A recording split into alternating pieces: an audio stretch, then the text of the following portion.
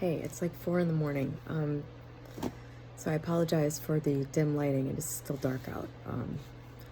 And lighting in my bedroom is like hotel lighting. So I apologize. But I wanted to talk about, because I just woke up and I was laying here in the dark for like 45 minutes. And I was thinking about my spiritual awakening and what it was, because I had a moment, an instant moment of awakening, which I don't think you can fabricate that. I don't think you can make that happen necessarily, but it's pretty clear to me why there was this awakening. And it was because in a single instant, rather than thinking that I was only creating some part of my reality, I realized that I was creating all of it, even though I didn't and still don't know exactly how I'm creating all of it. I knew suddenly that that was the truth, that I was creating all of it, like all of it. And the parts of my life that were still painful and unsuccessful or whatever, those were the parts of my life I still believed were random or up to chance or fate, or that I could possibly be cursed in or running out of time in, or all these other really depressing concepts. I believed that part of my, and of course, this was the part of my life that I considered to be the most important. And so that moment of spiritual awakening was simply, part of it was the words I had read immediately before this. Like, the way this moment for me felt, it's memorable, obviously. It was like I stepped into an entirely different reality. It was almost like the pixels on the screen that I saw before me suddenly brightened or something. There was almost a visual change. It was a very clear moment of understanding, and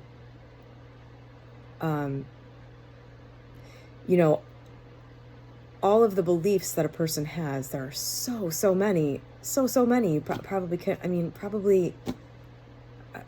I don't know, like, think of all of the things you think are true. There are so many of them on some level that I couldn't even process. I couldn't hold two beliefs at the same time that didn't, that were mutually exclusive. And so, like, instantly, this one belief replaced who knows how many other ones. And that was the shift. That was the shift in consciousness and perception, and it was instant. And the words I read were, "You are God, you're creating all of it." And maybe it was the God part. Maybe it was the "you are God" part plus the "you are creating all of it." I already believed I was creating most of it. I don't know. And the reason I decided to whip out my phone and turn the lights on is because, that concept itself, that you are not necessarily the God, or a God, you are like part of the overall concept of God. Because as somebody astute pointed out in a Reddit thread, another moment where I was like, oh, I can't believe I was thinking of it this way. You're not the God from religion. Like, if you were raised religious, there's a part of this, I think, where you go, oh, I'm God? I am God. Oh my God, I get it. But you're not God from scripture. You're God. Like, that's not God. That's a book written by somebody. You're the real God, the actual energetic whole of all. That's WHOLE, of, all the people in the world, and beyond. That part, I think, was, maybe part of what made that moment happen in the way it did. But I think that you can kind of start the process towards whatever that moment would be for you, by setting an intention, I guess, to understand that you are creating it all, and to understand how, if that's important to you. Because, that's sort of the underlying part of everything, like everything you would read of Neville Goddard's The Science of Getting Rich, any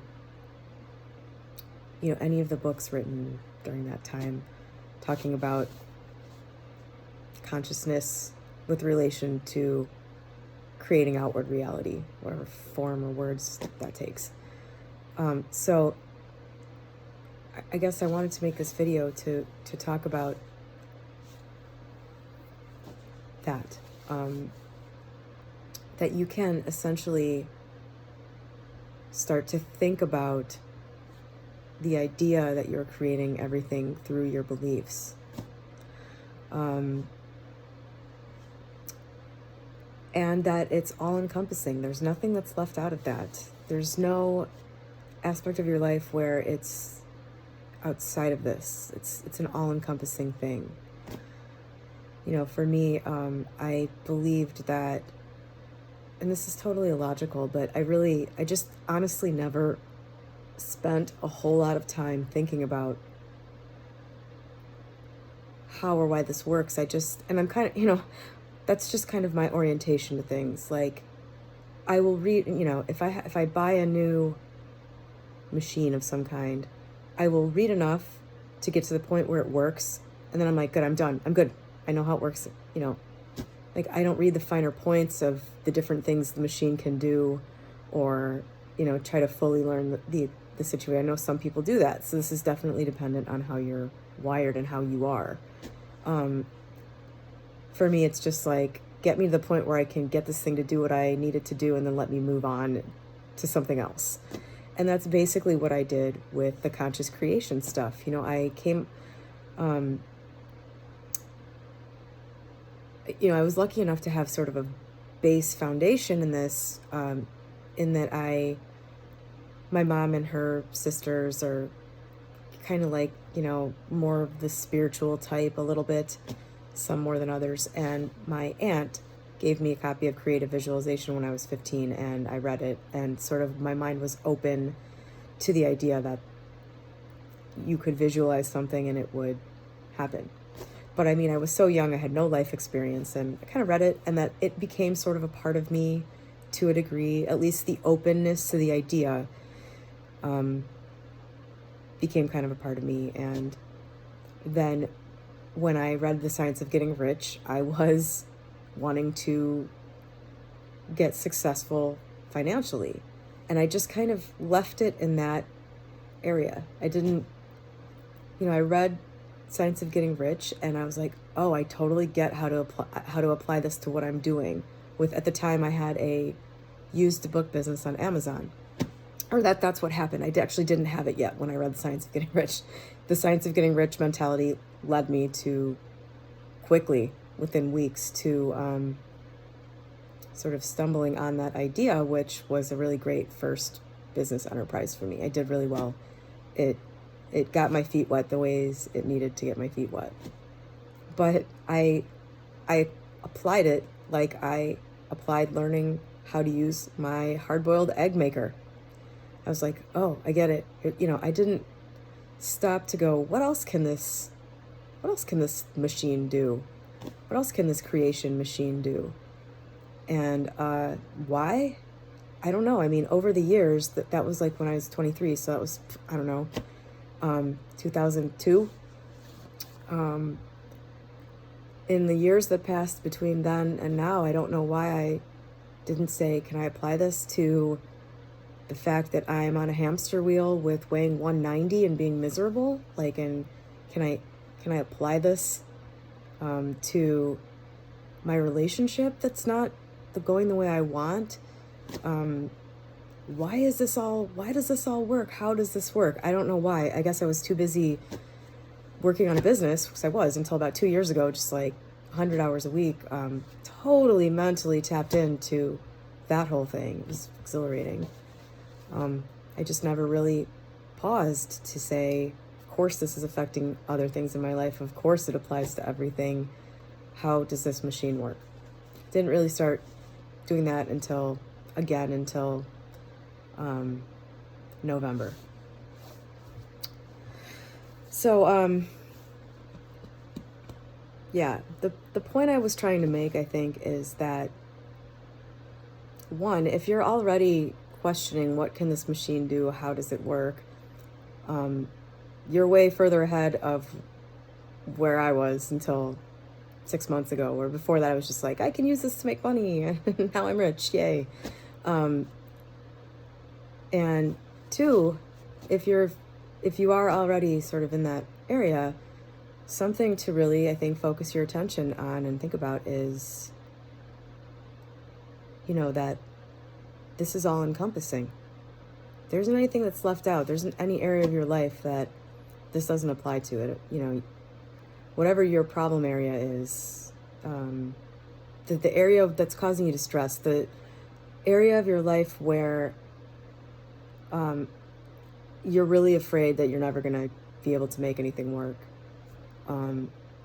My guess is that a large part of the pain in that area for you is coming from lack of deep understanding that you have just as much influence and control over that as you do any other area where you're confident that you've been doing this. Hopefully you have one of those. But yeah, for me, the source of the greatest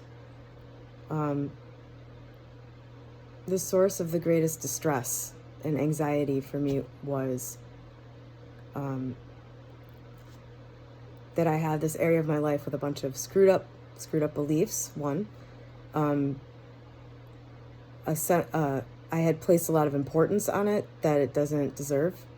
I was looking to it to give me a lot of things it can't give me, and I didn't believe I had any control over getting it. So of course that's a formula, since it was so important to me, that was a formula for being really miserable. It was a source of misery for me. I'm talking about like the relationships area. And so the moment that I really fully realized that I had control over everything, I at least knew. I didn't know how exactly, but I knew in that instant, oh, cool, this area, the relationship area that brings me so much pain, is going to get resolved. I get that now because I have control over it, so that means I can figure it out and fix it. And at the time, I think the form that took in early December, was, in that moment I was just like, okay, good, I can get this thing that's super important and that's going to resolve.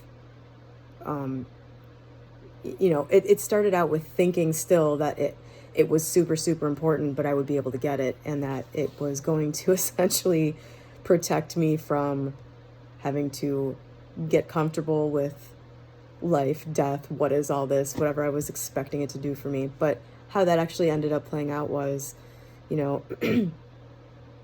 over time I came to understand that I was placing energetic importance on it with my beliefs, which I changed, and the importance vanished along with the understanding.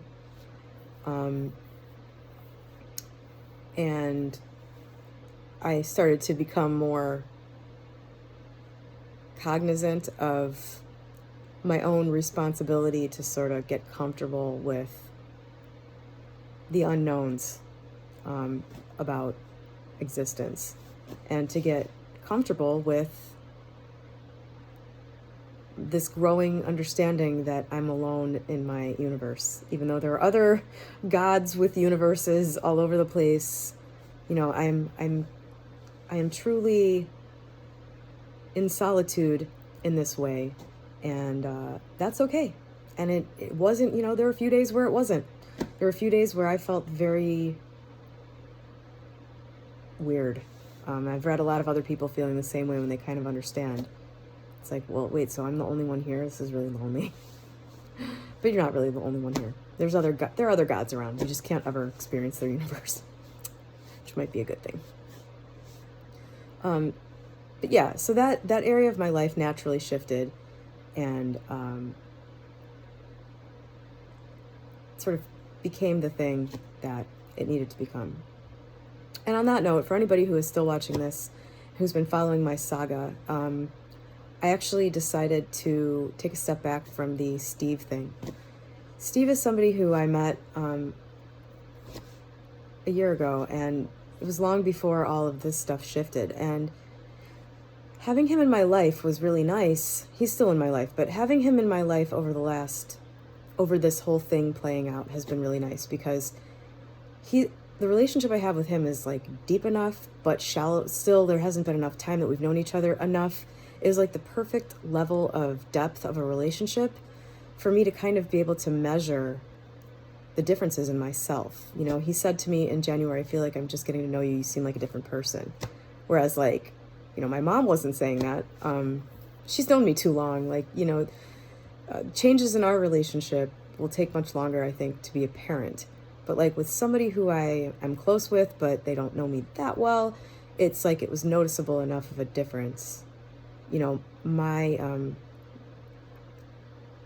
social mask or whatever, I'm not sure how to put it, like the role that I play with Steve wasn't so deeply ingrained that I felt too weird being different with him, if that makes sense. So I was able to kind of experience my own change in the relationship with Steve really obviously, and it was cool.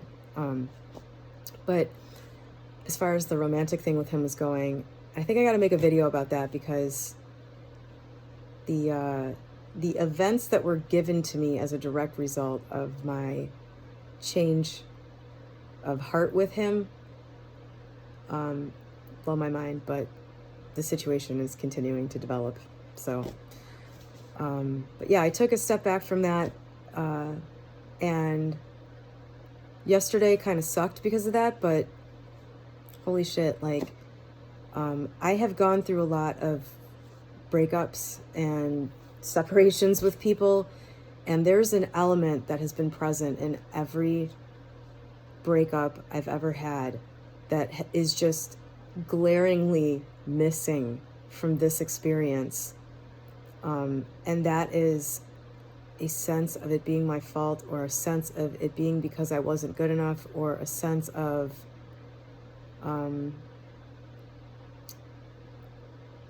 just despair. It's just not there. Like, it's like I'm experiencing a shift in a relationship in the way that it's supposed to be. Like, I can't explain it. It's just mind-blowing. So I'll have to make a video about that maybe. But yeah, just to wrap this all up and tie it up neatly with a bow, I think the key to truly awakening is getting to the point where you truly understand that you are creating everything that you experience. And whether that's an actual physical creation, whether my mind somehow created this building that I'm in right now, that for me is irrelevant. That to me is irrelevant. Just the fact that I am creating the entire experience set me free. That the understanding of that set me free.